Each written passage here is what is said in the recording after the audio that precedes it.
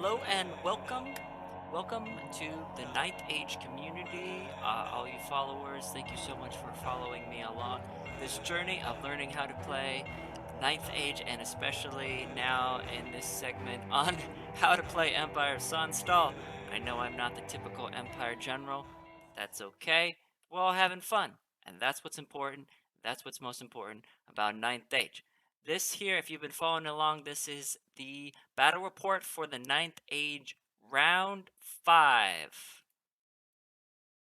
Right? Alright, round 5. So, round 5 of the team tournament Who Ate My Wings? It was an 8-man team tournament, and this tournament did not go as well as I'd hoped, and not as well as the 5-man tournament I played last month or 2 months ago. But we'll discuss that at the end. So my opponent this round was Matt Lau of the Sylvanels. Matt Lau, his Discord name is Geez. He is a wonderful person, great player. I played against him last year.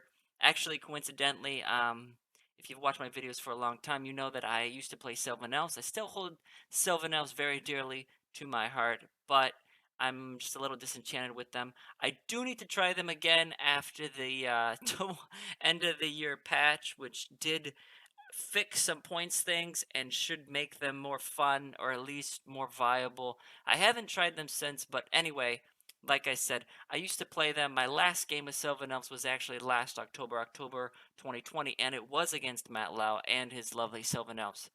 That lovely defeat from him was kind of the last straw, and I switched to Empire after that. So here I am facing him again with my Empire force. I knew this was going to be a tough matchup because Matt actually won the North American Summer League Summer Camp that was hosted last summer in 2020. He actually won it with Sylvanelf, so I knew he was a very good player because to do that with Sylvanelf takes a considerable amount of skill. Sylvanelfs require a lot of skill. So there you have it. This is my list, same list I've been using this tournament. I'll talk more about it throughout the battle and at the end, my thoughts overall about the list. This is Matt's list. It was different than the list that I faced him last October, but I knew he loves his Forest Prince on a Great Elk and that he just uses his list to basically get that Great Elk Prince into position to charge and just mess things up. It is interesting to note that his general is a druid. Druids in Sylvanos only have discipline 8, but that is what it is. He does have a BSB Thicket Shepherd with Toxic Spores. Toxic Spores gives Lethal Strike, which is not that important against my list because I don't really have armor in my list. But anyway, that's about it. I was concerned about the Forest Prince, but I felt that I had the artillery to deal with it and some spells. I was also concerned about the Huntsman. I was a little concerned about the Huntsman, but I honestly thought, I mean, if I just shoved flagellants in the face of the Huntsman, what are the Huntsmen, are they going to charge my flagellants? They're just going to die, right? Like, yeah, the Huntsmen are going to cause a lot of wounds to the flagellants, and then the flagellants are just going to wipe them out in return. So I didn't really care about that. I was concerned about the Thicket Beasts. That was a big problem. And I was concerned about his archers and pathfinders because they can actually wound humans. That's what I found frustrating as a Sylvanov player, was that the shooting isn't that effective, but Sylvanov shooting is effective against other Resilience 3 enemies, such as humans and Vermin Swarm and Goblins. So, there you have it. For the last round, round 5, the secondary objective was hold the center, and deployment was frontline clash on map 7. I am going to try to get back into some hobby after playing all these games and paint some stuff. These are some images. I haven't talked about them for several battle reports, but just to go through, these are my best painted images of my Empire army. I do on the left, I have this great marshal, or this marshal with a great weapon, excuse me. Sometimes I use this as a BSB, sometimes I use it as a general. Anyway, marshal with a great weapon. I then have a marshal with a sword and shield on a great griffin. I know the base is wrong. This is the old griffin. I need to put it on a new base. I think I have the new base. I think the great griffins are 100 by 50. I do have a bunch of chariot bases, so I will be rebasing this soon. And this on the right is my arcane engine. That's what I use for my arcane engine. Fans of Warhammer Fantasy might notice that this is actually the Dark Coach from the Vampire Counts. I bought a Dark Coach, I bought some unicorns, I did some kit bashing, or at least my version of kit bashing. I cut out, let's see what the tops are. These little symbols that I actually glued to the sides of the Arcane Engine. And I glued some on top of the Arcane Engine, and I glued to the top of the harnesses of the unicorns. These are actually from Undying Dynasties. These come with the Undying Dynasties chariots, and I clipped them off, and because they look like the symbol of the sun, and the symbol of the sun is actually pretty. It's actually kind of integral to the fluff of the Empire of Sunstar, so I thought it was very fitting. So these are very fragile. That's why it's missing from the other one. It fell off. I need to figure out how to attach them better. Simple super glue doesn't cut it. But anyway, there you have it. That's my arcane engine. You can see the wheels are off the base, but what am I supposed to do about that? Alrighty, this is the deployment. If you notice in the middle, it is hold the center. I decided I had some extra time. I showed up to the match about 20 minutes early, and I went through and I decided I would lay out. Actually, I think I have the date wrong. I marked the date as March 1st. I played this on Saturday. This is actually April 3rd, not April 1st. My apologies. Yeah, I played this on April 3rd, so I'll fix that. So here we have, I actually went through and I marked out 6 inches around the center. So we would know exactly at all times during the battle whether or not our units were scoring. I wish that Ninth Age actually did this. I think they should do less, when they do scenarios, it makes more sense to me fluff-wise. Instead of saying all units within 6 inches of the center of the board are, score the objective for that turn, um, I would instead say, you know, place a Druid's Grove in the middle of the board that measures a 6 inch radius, and you're scoring units within that Druid's Grove, score it. Like, make the objectives an actual, like, fluff objective. Because to me, picking up an objective, the way they're written right now, doesn't make sense. So that's my 2 cents on objectives. I hope that they actually kind of flesh them out and do that.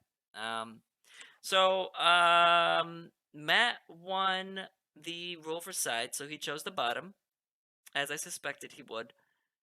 Um, and so I had the top, and then I decided to drop for first. So this is the way I deployed.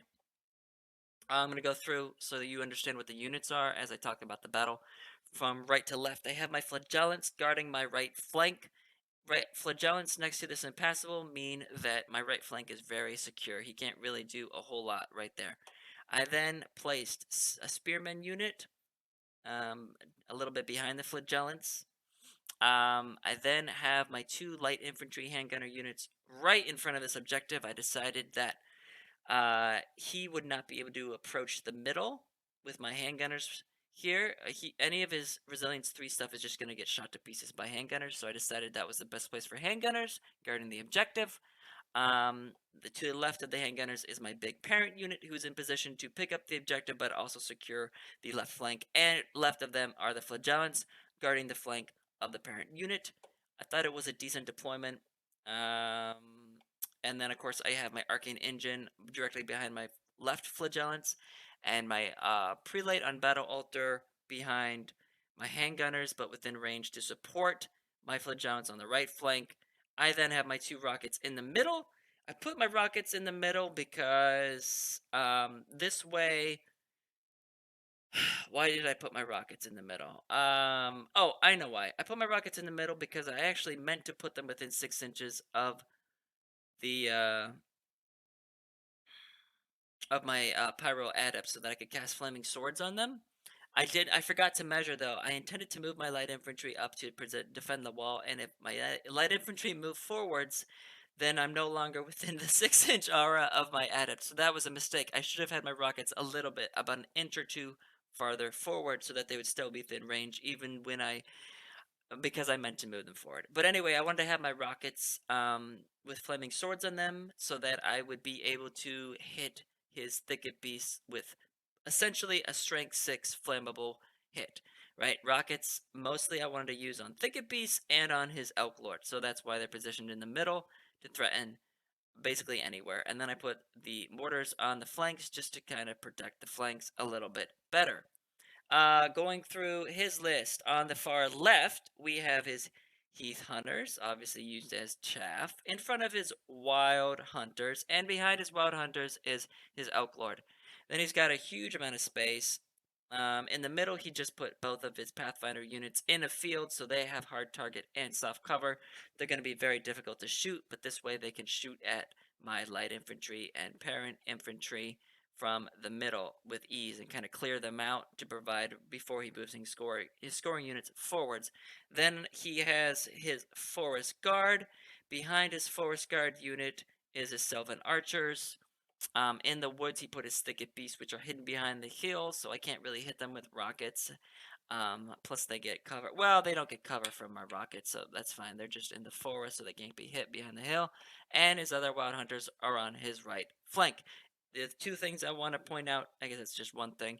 He arranged his Forest Guard and his Sylvan Archers in, I guess it's ranks of two, really long columns, so that a direct hit from a mortar would do less damage because I can only hit 6 wide. So if he and 6 deep, well, he's only 2 deep. So now I only have a maximum of hitting 12 when he's arranged this way instead of hitting 25, or actually I'd hit 30 if he was arranged 5 wide and 6 deep. I would hit up to 30 models. So that's why he arranged his models this way. Just something to think about if you've never thought about that before when you're facing artillery like mine. I then took first turn, and I put steady men on my handgunners because I knew they couldn't really shoot it much this turn, so giving them accurate wasn't that important. I pushed them forward so that they have hard cover behind the wall, and they can defend the wall then and then cover the whole middle of the objective, as I mentioned earlier. I then pushed my flagellants forwards because I wasn't that afraid of his it was very obvious he was staying far back, so he was more afraid of me than of him. So I pushed forward. I put my heavy infantry in position that they can now be in position to grab this objective, and I kept my other flagellants on the right. I didn't move them at all because I was a little afraid of his Wild Hunters. I didn't see any point to pushing them forwards. I just kept them where they were. I wanted to draw him forwards, and that is about it. Magic, I was able to get scrying off in a bubble, which I'll show soon. I wasn't really in range of anything else except for Fireball. I did try to Fireball his Pathfinders, but I think he dispelled that. Um, and that's about it. So here is the bubble of scrying. Then, shooting phase. I actually fired this mortar on the right at his Pathfinders in the middle. I hit them. I did 2 wounds. 2 out of 7 is enough to force a panic test. He failed. You can see his roll here. He rolled a 9. They have discipline 8, so they fled.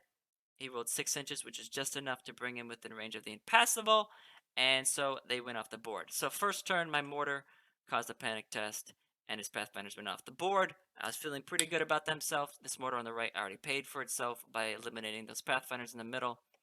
His turn, he decides if he's going to sit back, he's just going to get shut up. So he decided, I need to come forwards. So he came forwards. He's still using this hill as defense. He's not going to be stupid when he's going forwards. And on the left, he's coming forwards pretty aggressively with his Wild Hunters. He basically is intending to pull me out with a frenzy check on my flagellants into his Heath Hunters, and then he'll be positioned for a flank charge into them with his Wild Hunters. So that's a good movement phase from him. Let's see. His magic really didn't do too much. His shooting, though, he was able to start shooting up my light infantry because Pathfinders can hit regardless if they can get +2 to hit, so they don't care that I have hard cover. And that is about it. Well, my turn. I had to take a charge. I decided I'm not going to charge the Heath Hunters. The Wild Hunters are actually within range, so I declare charge with my flagellants on his Wild Hunters because I figure if I make it, I think I need an 11 to make it. If I make it, I can wipe him out and really secure this side, right? If I don't make it, I'm still facing him. Well, I failed. I forget what I rolled. I don't have a screenshot of it, but I failed. But this way, at least, all I did is I'm still facing forwards, which is good. I did not want to have my flank exposed to the Wild Hunters. I'm still facing the front arc of the Wild Hunters, so that's all good. And that is about it. Okay, my other movements, I actually decided now that my flagellants are in between the Wild Hunters and my scoring unit, I push my parent unit into the middle to start picking up that objective. This way he needs to move his scoring units into the middle to deny objective, and then they'll be within range of my handgunners, because right now they're sitting out of range of my handgunners. My handgunners have range 24, his archers have range 30, so I need to just put pressure on him by putting a scoring unit into the middle, which I do. I then push my flagellants forwards because I decide he had put his Wild Hunters here. I need to be able to threaten his right flank, otherwise he's just gonna come forward and get into my handgunners. Uh, let's see. I have Magic Phase. I think I did a Quicksilver Lash. Oh no, I didn't do. I did a Unerring Strike, I think, and I killed a bunch of his Wild Hunters. So now this Wild Hunter unit is just down to the champion and his Elk Lord. I'm feeling really good about that. I'm not so scared about it anymore from that one spell. I think that's all I got off. Let's see. Shooting wise, I shoot handgunners at his Heath Hunters. I cause 2 wounds, which is enough to cause a panic test, but they stay. I think I also fired rockets at him or something. I didn't really do a whole lot of other damage, so that's it. So on his turn, what does he do? He moves his Wild Hunters now over here, so now he's on my flank, right? And now he can try to draw me out with a chaff with his Heath Hunters. So he's just alternating positions with his cav on this left flank of his. On my right flank, I actually made a mistake. I pushed my flagellants too far forwards, and now his Wild Hunters just ride directly around me, and his Thicket Beast can push past me, and I can't charge him. I should have measured. I should have I shouldn't have had my flagellants so far forwards. I should have had them angled so that his Thicket Beast couldn't slip by me. That was probably one of my biggest first mistakes outside of the way I deployed. Now my middle is really threatened, right? Now his Thicket Beast can charge my handgunners, and I don't really have a whole lot that can stop him. So now I'm in trouble. Alright, then on his turn, yeah, again, so I fired rockets, I shot at stuff, and I wasn't able to take out his prince. I wasn't able to wound the Thicket Beast. It was a poor round. So on his turn, let's see. Oh yeah, this is still his turn. Never mind. My apologies. It's his turn. He uses a Veil Token to push the force into the middle. This way, if I push forward with my parent unit, which is what I wanted to do, I would be not steadfast in the woods, which is good for him and bad for me. Plus, it causes dangerous terrain. What else does he do on his turn? He continues to shoot at my handgunners here. Bad for me. I really thought hardcover would do more, but I forgot how good Pathfinders are. And it's my turn. What do I do? These flagellants fail their frenzy test. They have to charge. The only thing they could charge was the Heath Hunters. I charge the Heath Hunters. He flees. He flees off the board, but then I fail my charge, and now I'm just facing this way. So his plan worked. Now my flagellants are unable to stop his Wild Hunters, and they can now get into me. So I hide my Arcane Engine behind my parent unit. I did offer him a flank, but I figure you have to take dangerous terrain tests in the ruins, and I need to be able to protect my middle, so I just turn and face the middle. I did pick up an objective marker. That's a star for having my parent unit in the middle that turn. I put my Arcane Engine behind the parent unit so he can't charge him with his Wild Hunters. I then charge my spears into his Wild Hunters because his Wild Hunters have +1 attack on the charge. I felt it benefited me to charge them with the spears. I didn't want them being able to charge me, especially the handgunners. And then I turn my flagellants to face his right flank. He needs to be able to take evasive action. Otherwise, my flagellants are just going to overrun the right flank. They're now threatening the middle objective. He can't really do much. He's got to figure out a way to deal with them. So there you have it. Magic phase. I use, of course, a dice to get rid of his Oaken Throne. Magic wise, I cast Scrying on my spears just to help him survive. And uh it looks like I failed to get other spells off. I tried to get Perception and Strength off. He had to make a decision basically between stopping Scrying on the spears or letting Perception and Strength through. He decided to let Scrying through and dispelled Perception of Strength. Fine with me. Shooting. I was able to do 1 wound. My rockets were hitting stuff, but you can see I was only doing like, let's see, I rolled a 5. Oh, and then I failed to wound. I rolled a 1 to wound. So, um, yeah, it wasn't great. I only did 1 wound to his guys. I was really hoping to get Flaming Swords off, but he dispelled Flaming Swords.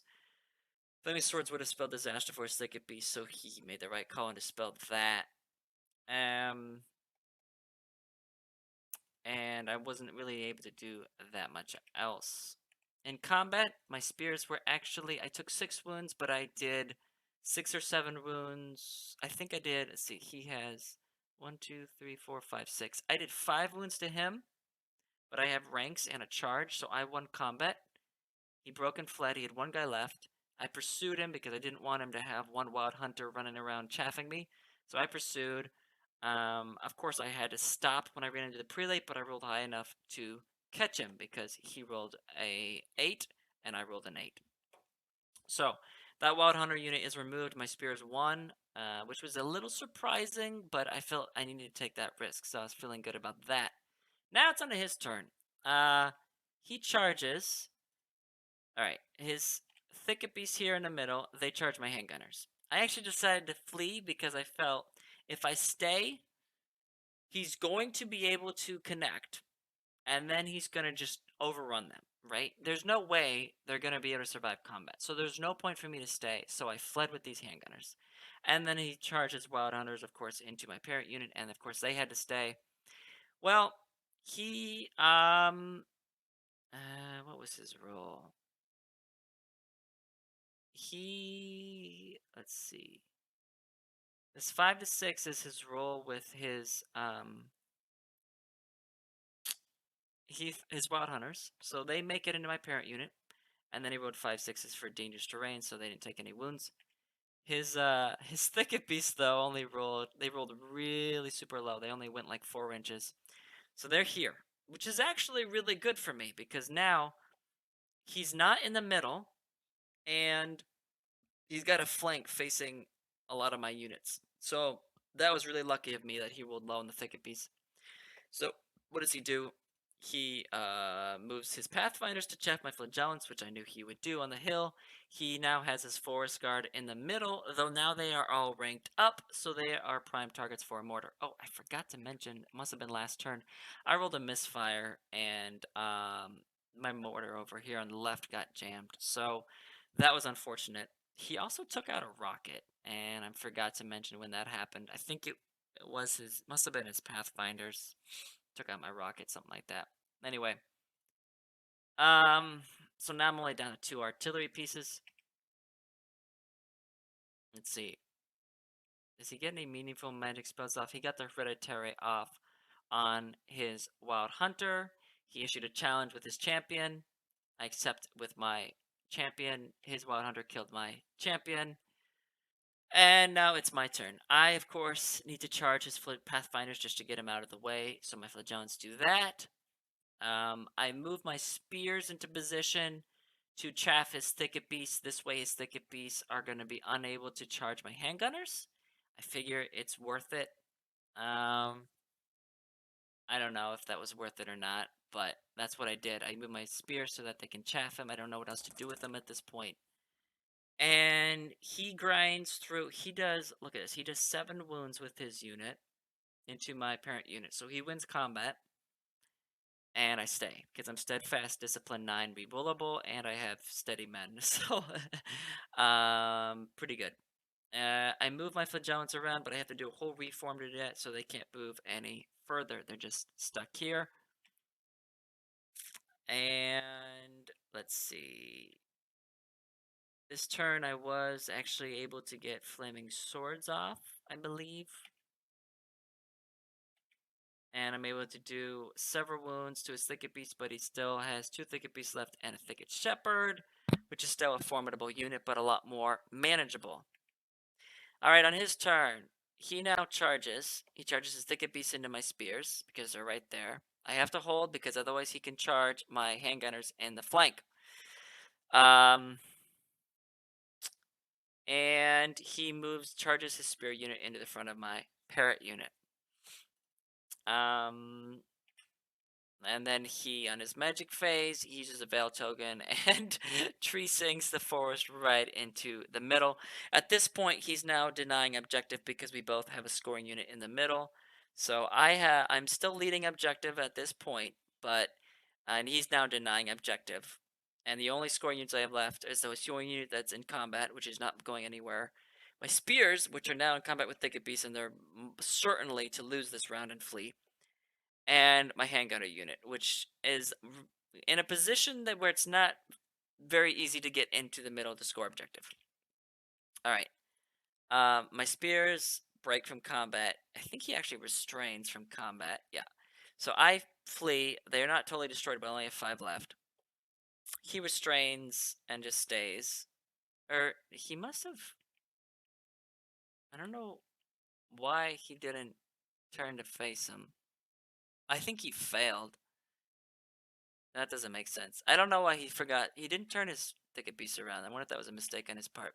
So, you can see here between his spears and his Elk Lord, he just mows through my parry unit, which is unfortunate because I have parry and distracting. But he's just killing like 10 a turn. So there's no way I can win this combat. So on my turn, what do? I charge my flagellants. Oh, and then his archers shot up my flagellants, so I don't have very many left. So I only have, let's see, I have 18, I have 20, and by the time I charge his Thicket Beast, I only have 12. He killed 8 flagellants with his 20, give or take 20 archers. I guess that makes sense. He hits on 3s, he wounds on 4s, so he killed 8. That makes sense, right? So I only have 12 flagellants into his Thicket Beasts, but I need to do that. I don't know what else to do with him, right? It's either charge his archers, which if I do that, he gets to stand and shoot, and then I don't have many left, and I'm not even guaranteed to win that combat because he'll kill even more flagellants in the stand and shoot. Or I need to charge the Thicket Beast because I need to deal with them. And then I decide to charge my handgunners into the flank of the spears. I figure I have a rank bonus. He's not going to be steadfast because I have more ranks than him in his flank. And maybe I'll be able to cause enough wounds, plus combined with ranks on his flank, I'll have enough combat res to actually win this combat. Right? I don't know what the statistics are on that. That's just what's going through my brain.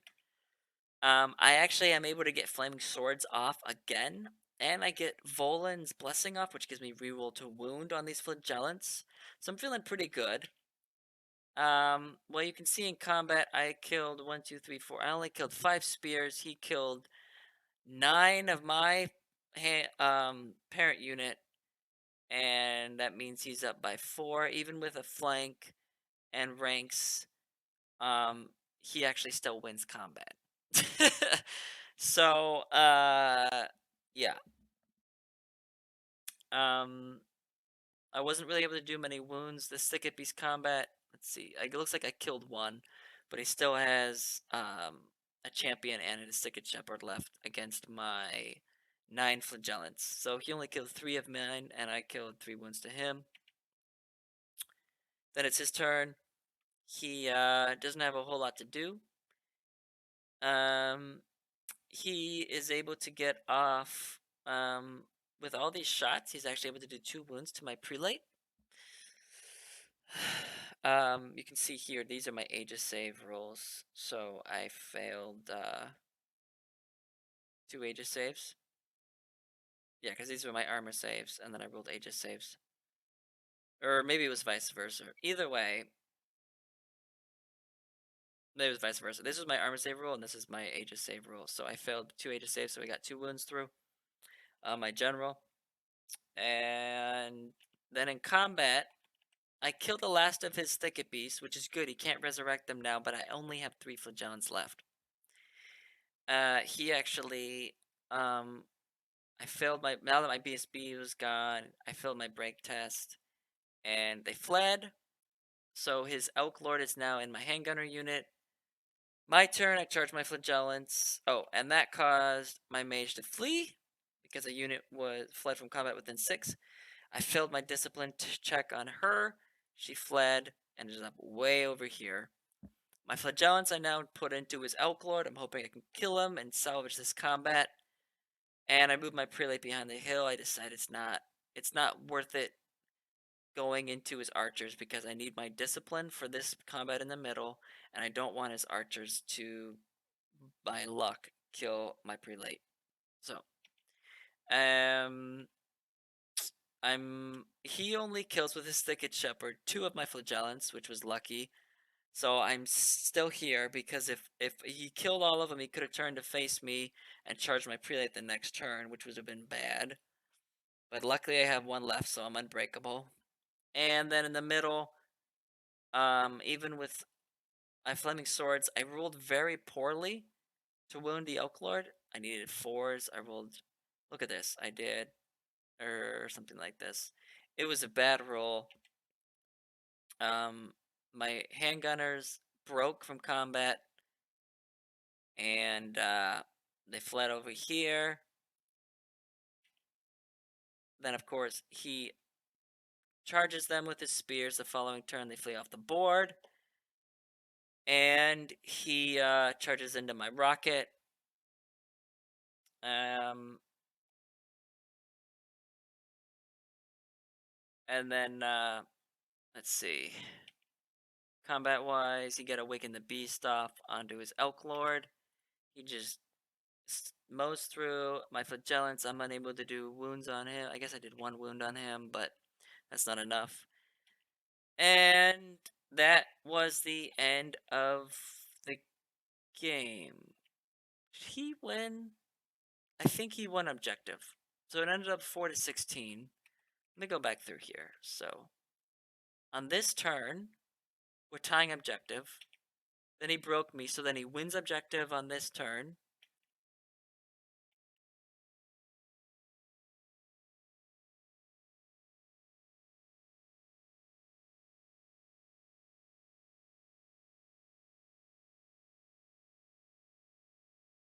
Let's see. He broke me.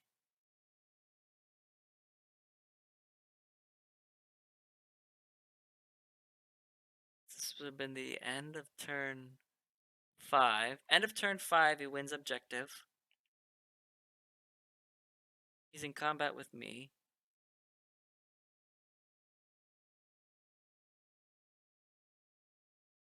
Or I guess, yeah, bottom of my turn 5. Yeah, so end of turn 5, he wins objective.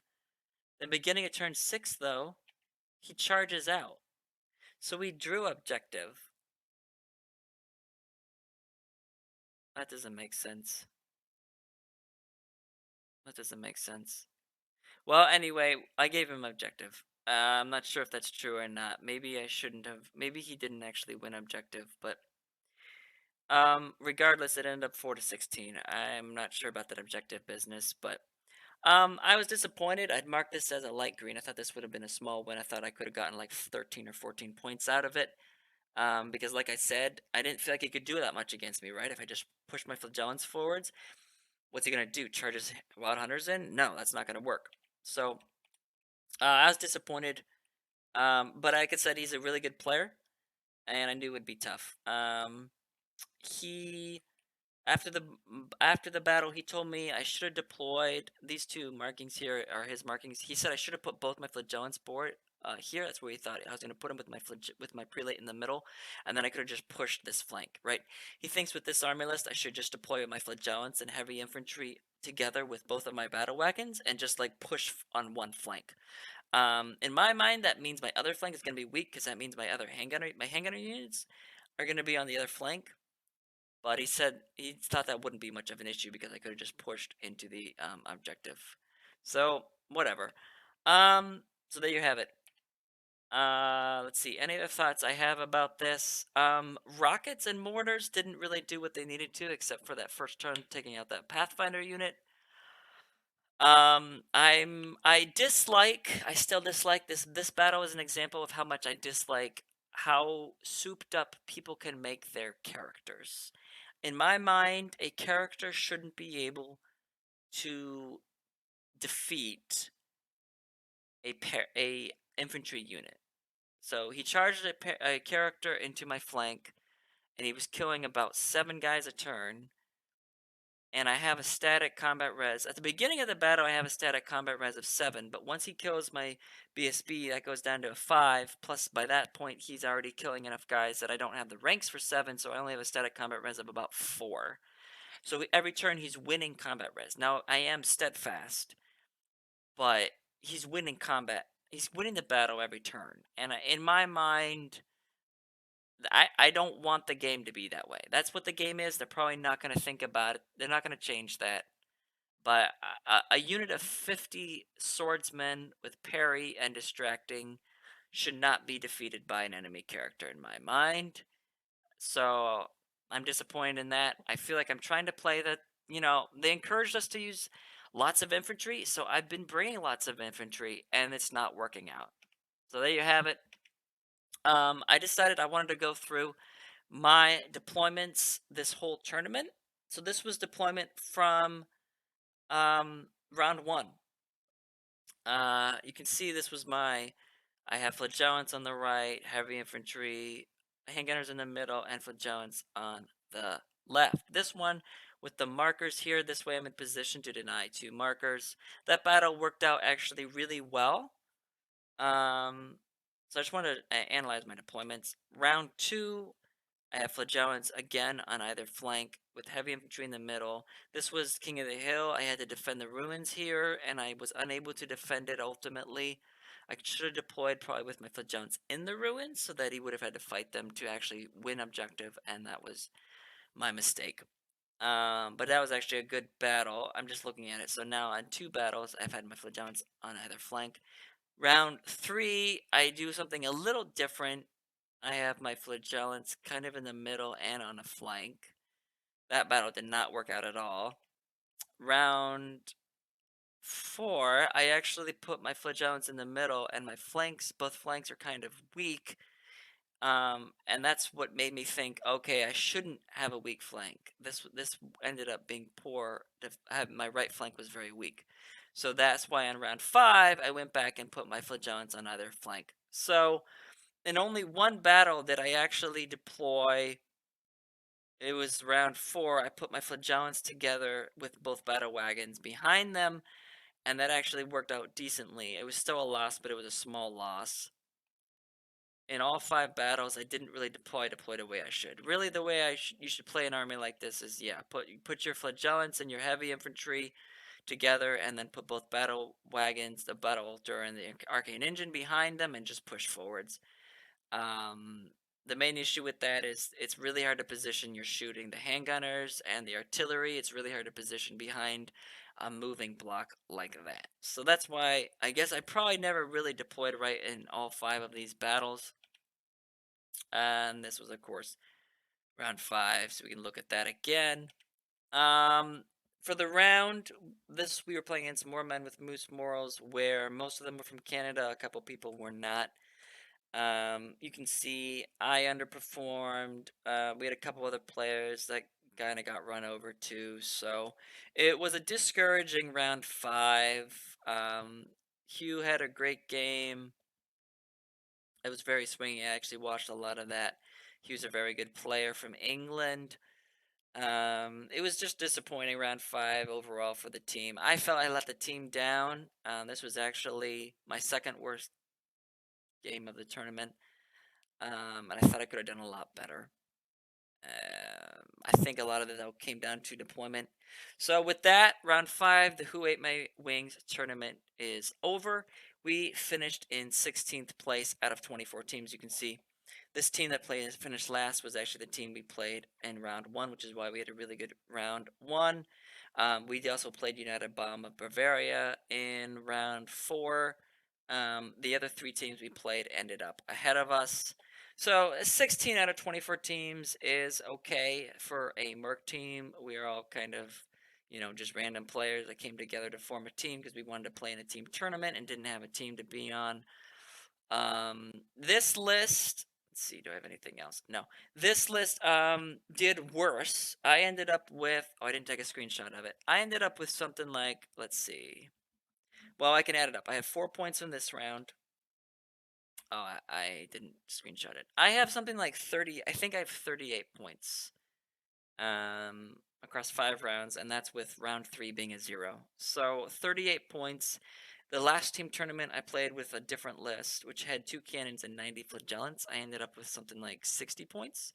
So this just seemed. I found this list harder to play, and I found it harder to play because it was harder to deploy. With 90 flagellants, 2 cannons, and 30 rangers, the rangers scout, so I can just place them down after I know where the opponent is. I can drop for first and then place my rangers down after my opponent deploys, which is a lot easier to deploy. The 2 cannons are easier to deploy because most of the time they're shooting at stuff that's large or gigantic, so they can see over my own unit, so that's not an issue. With this list with rockets and mortars, I often want to shoot stuff that's actually standard height, and so I actually have to be really careful where I deploy the artillery. And it's really hard to create angles with all of the units I have, and then I don't have any scouting units. And yeah. So I found this list harder to deploy, and I think that's partly why it did worse. I also found that having 2 rockets and 2 mortars was a lot worse. It actually was worse than having 2 cannons. 2 cannons is better against monsters than having 2 rockets and 2 mortars, even though most of the time I was shooting at monsters, like the same targets I would shoot cannons with.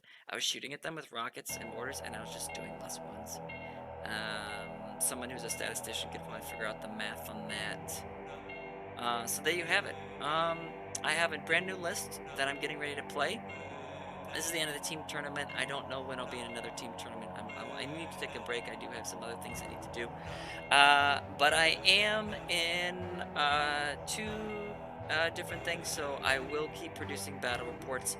One of those, I'm in Abrasis's league. I am in the bottom league.